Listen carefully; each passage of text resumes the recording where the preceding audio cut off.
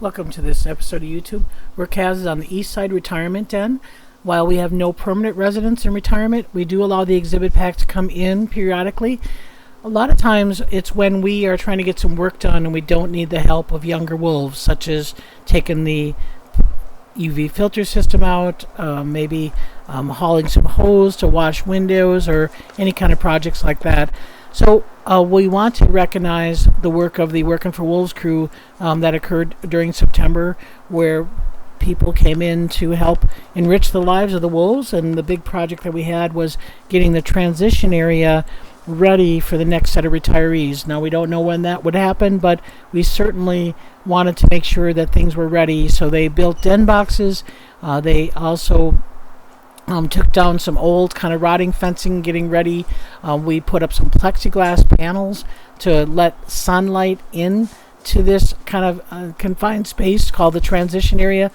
So this helps maybe give a little bit more wind protection than the bigger wide open dens, but also we find that by being up on blocks, they don't have the cold, damp ground underground. So the past retirees that really use this transition area were Grizzer and Denali. You can see we always use a lot of hay for insulating, but there's nothing like having a dry space. You know, even with hay in winter, you can have a little bit of cold absorption. So that was pretty important, and probably no more important than when we found out Axel had a skin condition that meant that he lost some hair this summer. We wanted to make sure that we were ready, even though his hair has now grown back and really a good dense winter coat. But you never know with this skin condition if there could be, things in the future that where he'd need a little bit more protection than the average wolf.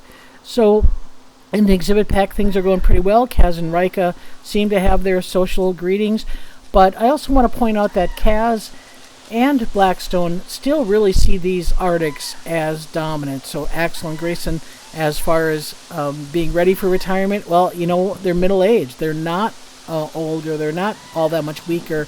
They're actually fairly intense, and they're fairly good at dominating and protecting their food resource, which is what Axel is doing right here.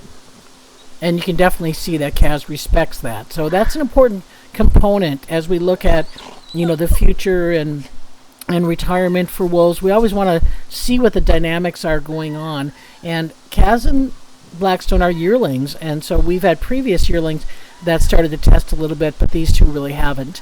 So here's a view of them side by side if you're having trouble telling apart. Kaz on the right, a darker tail, a little bit shorter tail gland, precaudal tail gland there, making it a little bit easier to tell apart. But really, Rika and the Arctics probably have the longest relationship, obviously, Rika being a year older.